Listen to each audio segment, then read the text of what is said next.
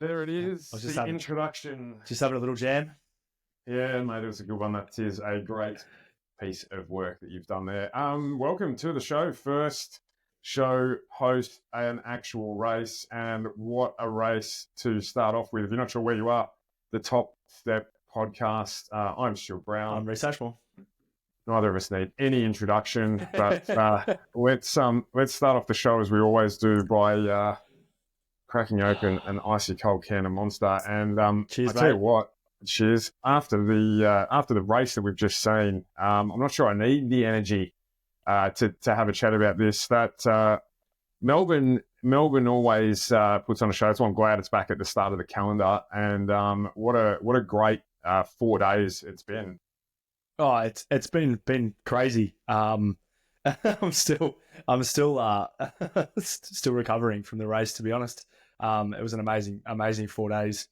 Lots of unexpected things and a lot of expected things. So I'm still trying to put my words together.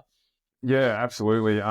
So what are we now? About half an hour after the race, an hour after the race. So I actually have to go back and rewatch a lot of the first segment of the race, because there was so much that happened in the second half of it that it sort of took away from that early part of the race. But I'll cover this in order. And first, I want to have a quick chat just about practice. We had free practice on Friday across the day, and then Saturday. And I want to get your thoughts, obviously, about that and how you thought everyone went, and maybe some potential sandbagging, but also follow that up with the weather across those days. So, what did you make of practice, particularly in those high temperatures? There was a lot of overcorrection, not a lot of grip from a lot of drivers. I don't think some of the cars that I was expecting to be very dialed in weren't. The McLaren was massively strong, which we did expect, but the likes of the Mercedes, the likes of Red Bull, for example, was very surprised that they weren't as dialed. And seeing the Williams where it was and seeing it much more dialed than something like the Red Bull, in terms of grip. Obviously this is practice, in grip and everything like that. It was crazy. So lots of unexpected things. And I know we said it was only practice, but yes, seeing the cars that I thought would be dialed in, not, and seeing the cars that I thought were going to be a bit heady going, very dialed in, was super unexpected. Yeah, and I think you touched on it there, Williams. We sort of had a chat about it when we caught up yesterday, and there was going to be a point in time where everyone was going to stop saying maybe the Williams car is going to be strong, and obviously the result in the race was proof enough, but qualifying was also proof enough. I think you shared a fact with me that it's the first time. There was one time last season where both cars made it to Q3. And they've done it in the first race of the year this time. So questions were answered there. I mean, and the other thing that I took away as well from the practice days was that I think that people, and obviously the race today might affect me saying this, but I think people might have to take a slight step back about Jack Doohan, because he outperformed Pierre Gasly across all three of the practice sessions, and did a really good job in a car that, again, it's probably not going to be that strong this season. Isaac Hadjar was awesome, Phenomenal, and as quick as I expected he probably would be, in again a car that's outperforming probably where it should, along with Yuki getting good results as well. So we'll shift into qualifying, and I want to draw your attention to. Obviously, we'll just have a quick look at the breakdown between the three drop zones, or the two drops, before we get to the top 10. Oliver Beerman had the weekend to forget. That was mega unlucky. And I know that he put a bit of strain on the car himself from the stack he had in FP1, but just the flow on from that was unbelievable. Yeah, and it just shows you how one thing, can really, like, trying to create a perfect weekend, which Lando has had, is so difficult. But one thing, particularly in those practice sessions, and the variety of then sessions that they had with the weather and all that just upset his whole. Like the most laps he turned in the car was during the race. Obviously, that makes sense to say that, but as in what I mean is he didn't get to turn an hour practice 3 times and then do qualifying and then do the run. So he literally spent the race getting used to the car. And it showed. So obviously out in free practice 1 along with Esteban as well. Liam Lawson, very interesting. I don't know where we're going to go with Liam's weekend. And then Kimi Antonelli and Nico Hulkenberg probably all out in that first qualifying. Oh well, Kimi got super unlucky as well with the damage that he sustained from hitting the curb. He broke one of the suspension components to the front end and dragging the front end down the road. So having this many rookies on the field, we're going to see this. We're going to see small mistakes lead into bigger mistakes because it's, again, that flow on from one stack into the wall or one broken part means this is going to happen and means it's going to put strain on this. And there's going to be factors taken into their sort of weekends, and they need the most time in the car. So the mistakes that they made in free practice and in qualifying, the mistakes that are going to happen being rookies, being in that sort of seat and that sort of pressure, but understanding and learning, and so compound to like one race weekend where we had so much carnage through practice, through qualifying, through the race, and learning that sort of the repair. If the car gets broken at before quali, it's never going to be the same leading into the race. So no, they just can't get the repair done in time. So then moving into Q2, for mine, I was really, really disappointed. I think it's one thing that we'll have to have a chat about probably at greater length in one of the break shows. But Lewis Hamilton spinning, causing a yellow flag, impacted Jack Doohan's qualifying, and he was on a flying lap. Like he had 2 green sectors in that lap. And then Lewis spun, and obviously it wrecked his chance to. I think he would have progressed to Q3. Yeah, I can't. Looking at the timing, and I thought I would have it just here, but looking at the timing, I think he was on par to make it into Q3. Into Q3, but just from very small margin. But I think he was on target to make it there. So. Yeah, and in my when I was watching it, I'm like, you know what? It should mean that Lewis's lap gets deleted, not his lap that he's on, but his qualifying lap, because it impacts the session so much. And he still made it into Q3 because obviously he'd set a lap before that. And I know if you red flag or if you damage the car, then your lap gets deleted. But in this particular case, like those yellow flags, they have such a big impact on the qualifying because it's time certain. I don't know. There's pros and cons to it. It is interesting you say that, because if you impede someone in quali, if you impede someone into, like, you don't get out of the way, or you're in the middle of the corner, for example, then you get a penalty. Yeah. So spinning in the middle of the track is impeding, but I guess it's not a lot. Thinking back to all of the incidents we've gone through in the past, I guess it's not something that they could. It's not a kettle of worms they will open now. No, and you may end up, of course, it's not a perfect solution either, because you'll end up with a whole heap of drivers with no lap times, and then who qualifies where. So it's not perfect, but it was a little frustrating to see, because Jack was doing well. Isaac just missed out as well on getting into Q3 on his first attempt, which would have just been fantastic. Yeah, P11, massive achievement. Yeah, so qualifying there, really good. And obviously in Q3, it was right down to, the final laps with Lando and Oscar being as strong as everyone predicted. Max, probably stronger than he thought he would be in one lap pace. Yuki. What I was about to say, talking about one lap pace and setting it at one lap, coming out at the end and doing what he did in the RB was crazy.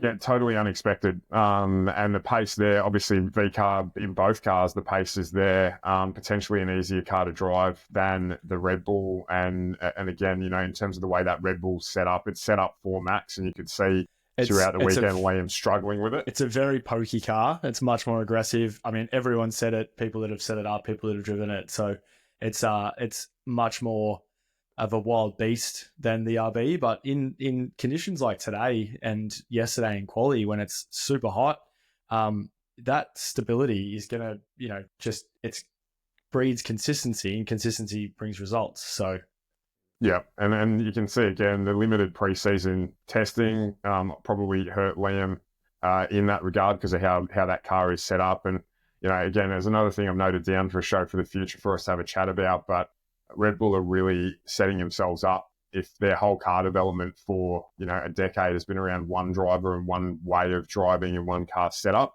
that when he goes or if he goes, that they're really going to fall off a cliff because they at the moment the car's catered to him. But we'll keep all that for another show and another time. So that's something that I could talk about for days. So yeah. So yeah, look, Yuki obviously great performance. Alexander Albon in the Williams, fantastic to sit in 6th, and Carlos in 10th, which was unfortunate for him. Pierre Gasly in 9th, I think probably is an overperformance. I think he did really well to get there, and the Ferraris were there as well. So we get around to today, and the weather was always going to cause havoc. I called it in the episode that we did before the race. We know, living in Melbourne, we know what driving on the roads are like in normal road vehicles. What happens when it's hot for days, and it wasn't quite as hot as expected yesterday. I think it got to 34 in Melbourne, but still going from 34 and straight sun to. I woke up this morning at 6 a.m. We weren't meant to get rain this afternoon. I woke up this morning at 6 a.m. to torrential rain. So it was wet. And that road, it's a road circuit, so it's a street circuit. So it's a normal day-to-day road. It just does not have grip on it in any way, shape or form. Not to mention, of course, as well, that, all the categories that have run on it too over the last 3 days with the V8 supercars and all that sort of stuff, and the different rubber compounds, because, of course, the tyre in the V8 supercars is made of different rubber to the type of tyre that they run in Formula 1, Formula 2, Formula 3. So that rubber build-up's there, and then obviously all the water sits on top of that rubber when it rains. So a very, very different circuit across the 3 days, which I think from a fan's perspective is fantastic. Like we got the treat of it. And then, throughout the race, you have a couple of different bands of rain coming through, people starting on different tyres, and then their strategies come into it. So let's have a look. Obviously, first up, the disappointing parts of the race. Isaac Hadjar on the warm up lap. That's heartbreaking. That was hard to watch. It really was. Like, I mean, he's just lit it up, and they were talking about torque curves and things like that, and he's just unfortunately lit it up, and it's spun on him, and into the wall. Too much wing damage to get it repaired. 10-minute break until they actually got the race started, but a disaster for him after a really, really strong, first Grand Prix performance. I think he probably should have or would have finished inside the top 10. So really, really disappointing for him. I'm very excited to see him race in his first Formula One race. I'm excited for next week to see what he can bring. Yeah, at China, and it'll be a track that'll probably suit him as well. So, and then obviously we get through that, we get into the race start. A fantastic start for Max, no surprise there. Lando did a really great job after, and we'll talk a little bit more about Lando later in the show, but he did a fantastic job. He didn't bottle it, got the car away in very difficult conditions, and you could see when they showed the onboard between him and Oscar was there spinning. Minor difference between the two. Got a little bit of wheel spin off the start, and then obviously lost that position to Max into turn 1. Max had a phenomenal start. I'm not trying to take anything away from Lando. Start, it was great, but Max had a crazy good response and crazy grip in the wet. I'm not sure if you saw the onboard from Max's launch, but if Oscar wasn't to the right, if the gap wasn't there, Max would have been up. He had so much grip going off it, going off the start. But all three of them got off well. Like how you say, yeah, Lando not bottling it. He got off phenomenally. And almost the first full lap. Almost. Yeah, so I mean, again, you mentioned it. It's a street circuit, so there's white lines everywhere because during the 360, well, I started setting it up, called 350 days of the year, it's a main road that gets used through the outer city edges of Victoria. And it's a main community road. It's busy 100%. with road cars every day. And so Jack Doohan, unfortunately, he's caught one of those white lines, and it's flared the car up, and off he goes into the wall. So and his race was over. And it's a really, really big call, and I reckon everyone's going to say that I've got some sort of thing for Doohan. But even with that, I actually think that he had a better weekend than Pierre Gasly. Yep. Even crashing out of the race, it was better than Pierre Gasly. And we'll talk about Pierre in a bit. But Pierre didn't score any points, and neither did Doohan. So, aside of the experience factor of it, I think he actually would have ended up finishing higher than him if he hadn't crashed out. So he was unlucky. But just to show you how hard it is, then under the safety car, you've got Carlos Sainz spinning the Williams up again with throttle mapping issues or something that they said, exposing a high torque curve. And off he goes into the wall under the safety car. And that's that. And I was talking about the rookies before and having the 6 rookies on driving, but Carlos Sainz is the complete opposite of a rookie. It just, and I'm going to say this a lot during the show, but it just shows how wet and slippery that track actually was. So to see him go out, like it's not, an easy way out to say for the rookies, but it's just so crucial to stay on the dry lines. Otherwise, it just spits you off. Yeah, and it just shows you, if Sainz can make that mistake, then it sort of helps Haja probably feel a little bit better about it, about what happened to him, and Doohan as well. I mean, look, and the start of the race was really, really clean. The drivers did well. Yuki Tsunoda managed to sort of get into a little pocket by himself and ran to that safety car that we got with the Aston Martin of Alonso. Having a blank mind. Thank you, Alonso. When Alonso crashed, sort of that second half of the race, we really hadn't had any major dramas or issues at all. Like Yuki was in a little bucket by himself, just driving around, I think in 5th at the time. And he was really being protected by Albon, who was just, measuring or monitoring his race. It was really good. Watching Albon attack in the wet, I was excited. I actually got excited. He must have a lot, just seeing from last year to this year, he must have a lot more confidence in that car. He has a lot more confidence in himself. And to see him attacking the way that he was and driving the way that he was amazing. Yeah, no, and he did a really good job. And obviously got rewarded for it as well with his finish at the end. But and then so we get to the stage where Alonso, equally, an underrated driver in terms of the way he would look on paper with world championships and stuff, but obviously a fantastic driver. It manages to do the same thing, I think he grabbed a little bit of the grass or a little bit of the wet AstroTurf, and it just pinged the Aston Martin into the wall. And at that stage, I think, as I said, it was around sort of lap 45 or so by the time we ended up going racing again. And then they started all the talk about the rain. So they all pitted. They all put on mediums or hards. So the rain talk was so far off. It was. So they were telling Lewis that it was going to be light in one lap, and then afterwards they just changed their minds completely. And it's going to be. Someone was saying it was going to be in 10 laps time, 5 laps time, and then the next lap it was pouring. Yep. And the Ferrari for mine, so they gambled with staying out. We obviously had the restart, and then the rain started coming. The 2 McLarens got caught out, which is when Oscar's weekend went from being great to less than satisfactory, and it ended up being heavy enough that they needed to come in and change onto intermediates to finish the race. Yeah, it's Piastri's come off. Then it was super unlucky, but the fact that he managed to get it back on was insane. I was pretty heated at the TV at that point.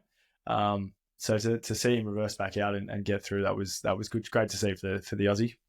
Yeah, well, they were the pioneers. I mean, they were the first ones to go into it once that rain had started, and then Max stayed out for another lap. And I thought that they may have kept Max out, but obviously he wasn't going to be able to finish it. But then he almost binned it in the pit, like going as he came through, just accelerating around into the pit lane. The whole rear end stepped out on him. So I'm very happy that they didn't keep him out for another lap, because I don't think that would have ended well at all.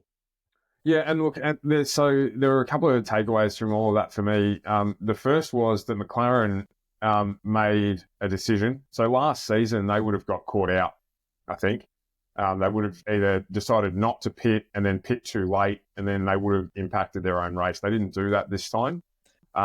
Ferrari did it instead. So they stuck out for an extra lap or two on hards, and then brought Hamilton and Leclerc in, and they lost all of the track position that they gained. And I think Lewis got bleeped when they told him that he was back out in P9 again. Yeah, no, he absolutely did. But this isn't surprising. This is normal Ferrari business. Putting the wrong tyres on at the wrong time. They did it last year. I think Sainz changed tyres 3 times, went on to intermediates when it was pouring rain, and then went on to wets when it was drying out. So it's the McLaren not getting in their heads was great. Just making a call and sort of sticking with it, no second guessing, getting it done. But I hoped that Ferrari had figured out their strategy, but obviously it's going to be another year where they are their worst enemy. Yeah, and so again, we'll go back and touch on a couple of those things shortly, but and then obviously the end of the race was good. I thought the end of the race was really good. You know, Oscar managed to get a few places back. For mine, did pass of the season already. I don't think there'll be anything that when he passed Lewis Hamilton through the 8-9 segment of the track on the last lap. It was a fantastic thing. If you haven't seen it, go back and have a look. I'm sure it'll be on the highlights. It's absolutely worth a watch. That was incredible to see. That was great. And then you've got Max with an opportunity to win. You got that question of whether or not Lando will capitulate under pressure.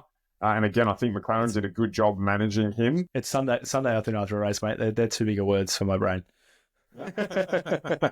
And yeah, I think the McLaren did a good job managing him, just telling him that he had the pace. You could see that in seasons gone past, that Red Bull in DRS zones has eaten other cars, and it just didn't have it, and it didn't have the grip that it needed to be close enough to use the DRS on those last 2 laps. But first race of the season to have it go down effectively to the last corner, I thought was fantastic. And, I'm not sure how George Russell ended up where he did, but I thought overall, what a fantastic way to open the season. I don't know how George Russell ends up where he is half the time. It just, because I watch him racing and I'm like, oh, wait, why are they interviewing? Oh, wait, he got a podium. That's right. So, Kimi Antonelli finished 5th. That's, amazing effort. So, one thing I know we definitely didn't think that we'd be saying now, and obviously it's very early, but Mercedes leading the Constructors' Championship. I had a third and a 5th. I had not even thought of that. That is crazy. That is very crazy. So, I mean, look, out of it, I don't think there were too many big surprises. So McLaren obviously still fast. We expected that. It's almost status quo for Red Bull with Lawson not doing anything, unfortunately, and still learning. But, it's going to be a solo fight for Max, I think, for a little while he gets his head around the car.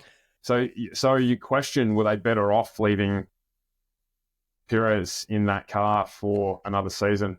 I don't think they were better off leaving Perez in the car, but I don't think today was.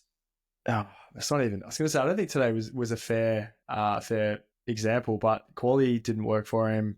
Free practice didn't work for him, but he didn't have the time in the car because of the car issues. So we got car issues at the start of FP3.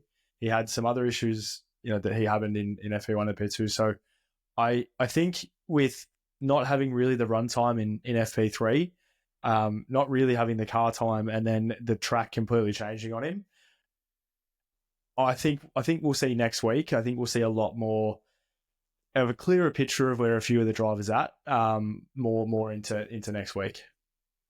I didn't really see either a lot of differentiation between the cars in segments of the track. Obviously, Australia's, I think it's 70% full throttle for a lap, so it's a really quick track. It's probably one of the quickest tracks they go to in terms of full throttle percentage for the year. So no real massive DRS advantages for anyone, which was good. So I'm just going to be interested to see how the cars vary in the tighter circuits.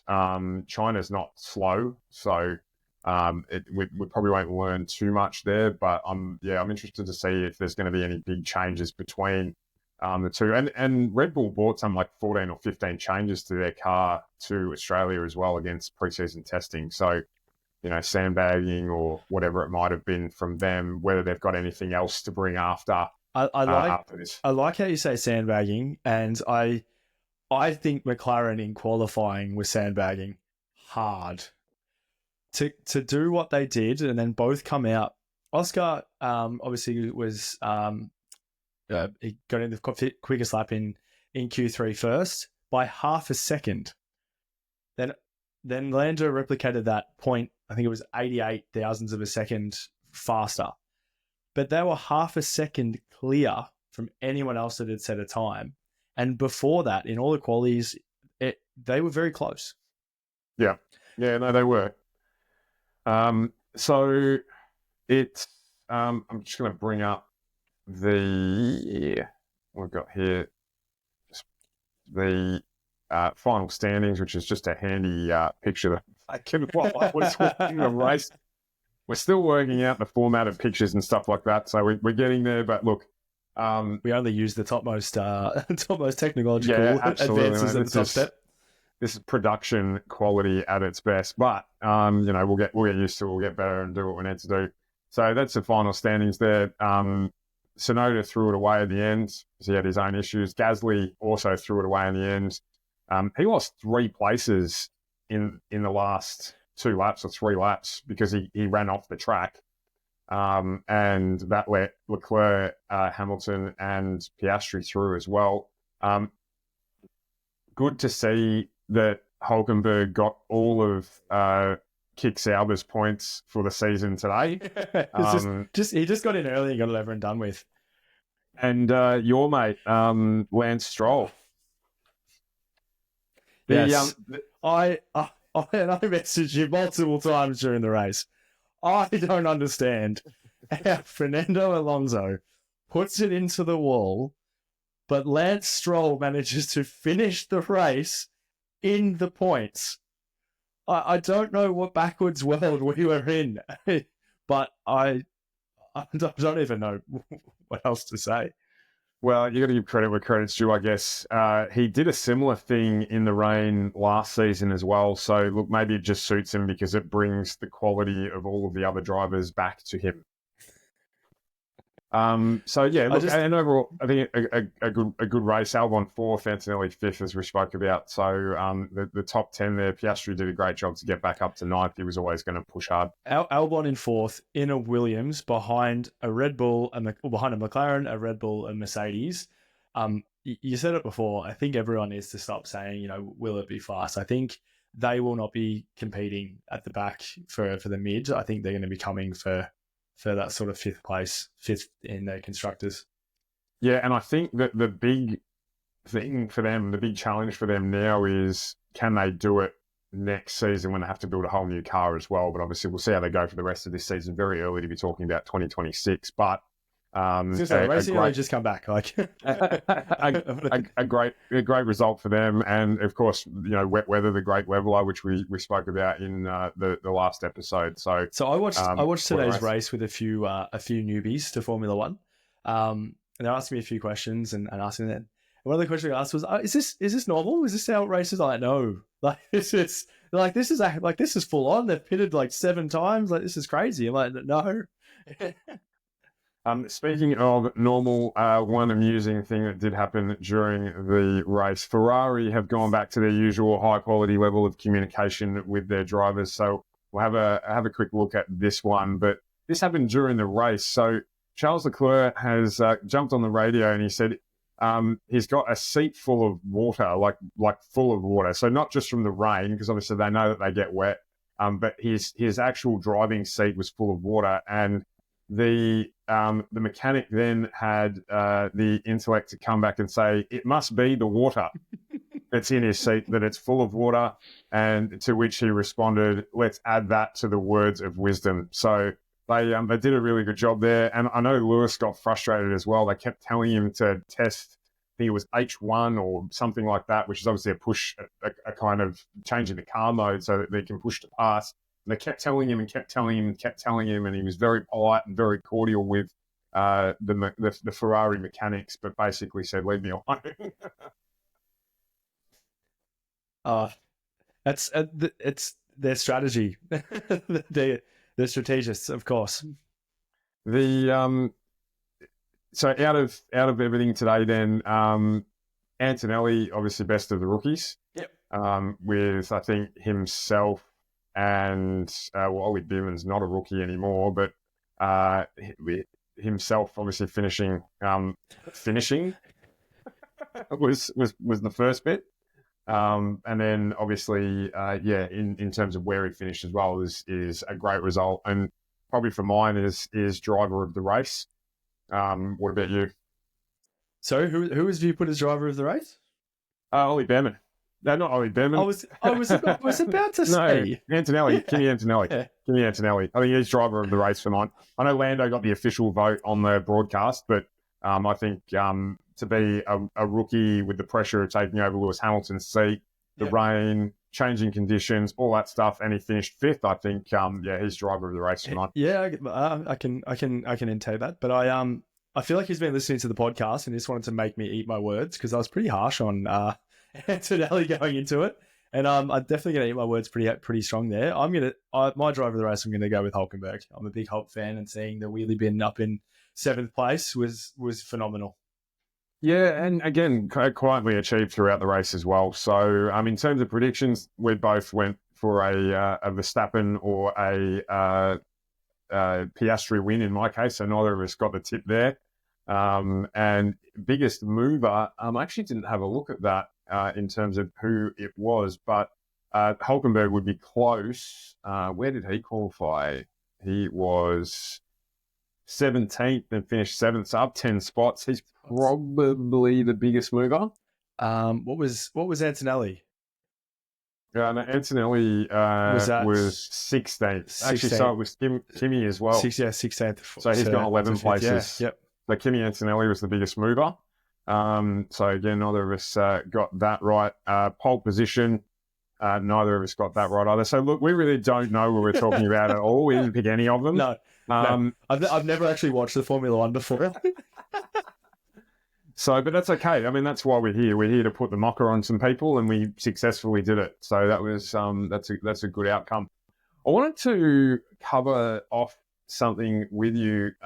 There was a couple of things during the race that caught my attention where I thought we probably should have learnt by now. So I'm just going to show you a couple of pictures that I snapped. The first one, I really hope this is going in the direction that I think it's going in. I think it is. The first one is this. Now, this is a picture of the man who had the race of the round, which was Oliver Behrman. He was released out of pit lane so he pitted late during the safety car. And in fact, I think it was almost just before the lights got turned out. And this is him coming out of the pits in front of Max Verstappen. So he was on cold tyres. I didn't quite get the snap at the right time, but he almost spun in front of Max. I was going to say, the snap probably 5 seconds before this, where he left zero room for Max, coming out of the pit, lapped behind. I could not make any sense of why that had even become a thing. No, and so there's that one there. And just to clarify, that's not just a Max thing. If that was anyone leading pack, if that was anyone coming out, the gap, just let off for a second, let the person contending for the race win go. I thought that was something that we covered off in karting. Well, I don't know why they didn't just hold him at the end of pit lane. No. Why when the safety car is going past the end of pit lane, is pit lane exit open? It should be closed. So wait until everyone comes past and come out onto the back, especially if you're a lapped vehicle. which he was then. That put him a lap down. You're going to go to the back. You're going to be let past the safety car, which took way too long. But in the conditions as well, like he came out squirrely on the tires, and could have destroyed Max's race then and there. And again, like anyone running in P2 getting taken out by a back marker is just something that shouldn't, in a pit release, should never happen. No, and we had this as well. So this is the Red Bull of Lawson. Yeah, correct. And Bortoletto ended up getting a 5-second penalty for this, but he was released and basically drove into. He didn't actually hit him, but he almost hit him. So this is in pit lane. So, but the thing that I really wanted to talk about with this is, which you've already touched on partly, is the fact that first and foremost, the filtering back of cars through the field who were a lap down when the safety car was on the grid. Why are they letting them go past and do a lap round rather than letting them drop back through the field? So we had a situation there where I think the safety car picked up Lando, but Lando wasn't the lead car at that point in time. There were other cars in front of him that then had to go all the way around. I think Lewis was one of them. There was 4 or 5 cars that had to go right the way back round to get into position, rather than having them just filter back through, particularly on a track in Australia where we don't have the crane access from the side of the track to pick up dead cars. Why would they not, and use the pit lane to change it and filter through, or come up with a different way to do it than the way that they did it, which took way too long, as you said. And also when it's wet is conducive to, letting, because they're going to take off and try and get heat in the tyres, is conducive to causing more safety cars and more incidents than it stops. And that was my thought. Like you wanted to limit them taking off quicker than everyone else to get around. You wanted to limit that sort of stuff so they didn't end up off into the grass. The pit lane comment's actually a really interesting one. If they had just, like they did a lap through pit lane when they were retrieving a car, but if they had just done a pit lane, everyone pitted and then came into your order, it would have taken a minute to organise, and then everyone would have been back out. Everyone would have, their tyre temp would have been the same, fuel level would have been the same, everything like that would have been the same. And that's a huge advantage that they get. So these guys who get to go and do a flying lap to catch up to the safety car, who were actually inside the top 10, ended up with warm tyres to start the lap, or relatively warmer tyres to start the lap, than the guys who were in first, second and third did, because of the way that it worked. So I just don't understand why they overcomplicate it. Maybe they think that it's not overcomplicating it, but a big track, wet conditions, I don't think that it was the best look and the best way to do it. And the safety car was ending before Bierman was allowed to actually pass, which that might have been holding up the tyres and stuff like that. But that then puts more pressure on him to get around fast in a track that's slippery. We lost, how many cars did we lose? We lost 5 cars. Yeah, only 14 finished. Yeah, so I couldn't make any sense of a lot of the stuff under the safety car. The second thing about the safety car, and I just mentioned some of it then. So again, because of the way the track is set up, we can't have the trackside cranes in Melbourne that they have at other tracks where they just pick the car up and, take it off the track. So in this incident, normally there'd be a crane able to come and lift the car up over the wall. What ended up happening was we get a tow truck, comes onto the track, it parked about here, and then there's stewards or racing stewards just cleaning the track up on the track while the cars are still going around next to them. Why is this still a thing? Why? No. And as I say, I watched the race with some newcomers, and I got visually frustrated that they were still allowing this to happen. Like, this has caused tragic deaths. This has caused so many incidents and accidents that were completely preventable. And the way that the weather was changing, they didn't know that the next lap around, that the visibility wasn't going to turn to 0. People were slipping out on the formation lap. People were slipping around under light acceleration. People were slipping out into different circumstances that wouldn't usually be a thing. So why did a truck enter the track while cars were still circulating? They should have stopped. I know that keeping the laps going, things like that, but driver safety should have been paramount there. Yeah, and so when Carlos Sainz went off, that's when they actually filtered through pit lane. So because there was a tow truck on the track on that corner, and as you said, like with what we've learnt from the tragedies of having recovery vehicles on track, why are they letting the cars go around when it's slippery, wet, etc., when there's people on the track and there's a tow truck? The safety car through 7 and 8 Cut actually through. went on, through the off-road, Yeah. and Lando didn't know what to do. So he's there not wanting to go near the tow truck because the tow truck wouldn't have been able to see him. And he's forced to try and make a decision to drive through an area where I think Martin Brundle said, Debris. high risk of puncture. Yep. And because there's a tow truck on the track, bring them in, red flag it for 2 laps or 3 laps equivalent, get them back out on the safety car once the car's off the road, and then get on with it again. It was really poor to see that happen, particularly at our home Grand Prix, but really poor to see that stuff still going on, given the stuff that we've seen over the last decade. Because there's absolutely no excuse for it. Like, there is absolutely no excuse for it. They bring them into pit lane. Like, the time that they're circulating, have them sit in pit lane, have 1 lap come out, and then go. Because, it's very, very, very frustrating. Yeah. So that was a downside to otherwise what I thought was an absolutely fantastic way to open the 2025 or F175 season. And it's great to have Australia. It's great to have Australia or Melbourne back as the first Grand Prix. I don't think you're disappointed. No, absolutely not. No, it was a crazy, unpredictable, phenomenal race that definitely Lando deserved to win that one. So props to Norris. Yeah, 100%. Definitely the best driver over the weekend. I haven't had a look too much at Formula 2 or Formula 3 or any of the stuff that happened there. I'll have a look back through that before our next podcast. But jumping ahead, we're back to back here, which is great. So we're off to Shanghai next weekend for a split sprint round.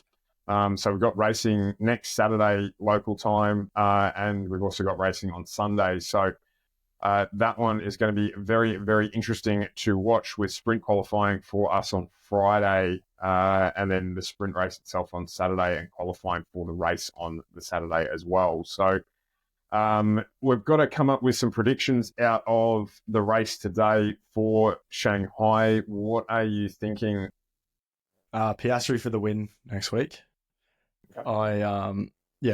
I think he's going to be pretty underwhelmed with how his race finished today. He was looking pretty phenomenal, so I think he's going to come back pretty hungry, as we've seen in the past with him last season. Having a not so great weekend just fueled him, and not saying that his efforts weren't phenomenal after they come off with the rain, but last year we've seen a not so great result and in a phenomenal result. So I'm going for all round Oscar Piastri next weekend. It's so even qualifying, you reckon he's going to pop it on pole and he's going to go start to finish? I think it's going to be like it was Lando this weekend. I think it's going to be Piastri's weekend next weekend. Interesting. Max won this one, of course, last year, and Lando was second. So I'm going to go with the boring one here and say that Lando is going to back it up with a pole to win. Biggest mover. Really hard to say because it's hard to say without knowing qualifying. And obviously, we've got a sprint race as well to call, so sprint and main race. So, but yeah, biggest mover. I don't know. I'm going to go with, because I don't know who's going to qualify poorly and result. So maybe someone like Lawson. I'll go for Liam as the biggest mover. You think he's going to have a not so great quality, but come back in the race? Yeah. I'm just going to stick with Hulkenberg for the biggest mover for the moment. With the Hulk? Yeah. You do love the Hulk. And then the surprise packet, I think probably Sushi was probably the surprise packet. Sonoda was probably the surprise packet this weekend before finishing outside the points with qualifying and that. But what are you thinking? I'm going to let you go on first on this one because I still haven't decided this one. I'm going to go with Hajar finishing in the top 5. Oh, big call. As my surprise packet. Same thing, I think, disappointment today. Yep. Really, really strong performance outside of the start of the race, and it's a track that I think might suit him. So yeah, I'm going to go with him in the top 5. I thought I would say like a Williams at this point, thinking about it the last few weeks. I think I'd say like a Williams is a bit of a surprise packet, but I don't think we're going to be surprised if Carlos Sainz is up there, especially not with Albon finishing where he did. So, yeah, I'm really actually torn with this one because of the quality and because of the rain this week. But I'll go with Doohan. I'll go with Doohan as a surprise packet.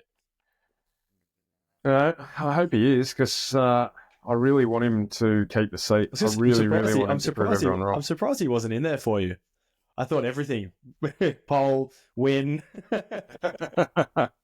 No, he's not quite there. No, I don't think he's got the car under him to do all of that. But yeah, it's that one there. So that's about it for it. What a fantastic first round we got to have a chat with you all about. I hope you enjoyed it.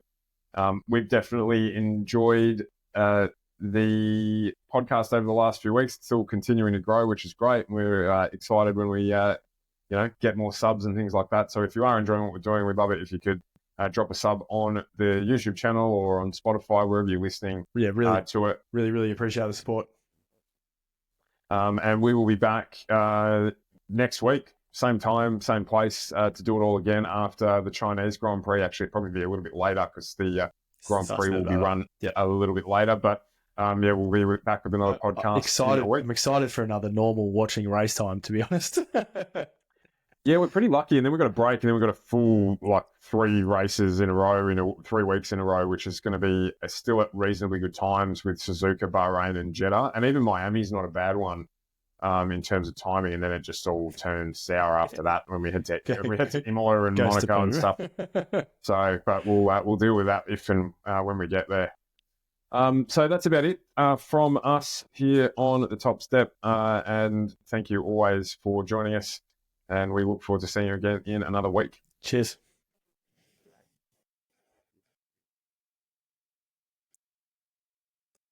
Well, that's a checkered flag. We're at the end of the race. Thanks for tuning in. You kept up the pace. Rhyss and Stu are signing off today. But don't forget to like, subscribe. Drop your predictions down in the comments below. Who's taking the win? We gotta know from the Top Step. We'll see you next time. That's a checkered flag. We're at the Playing it twice.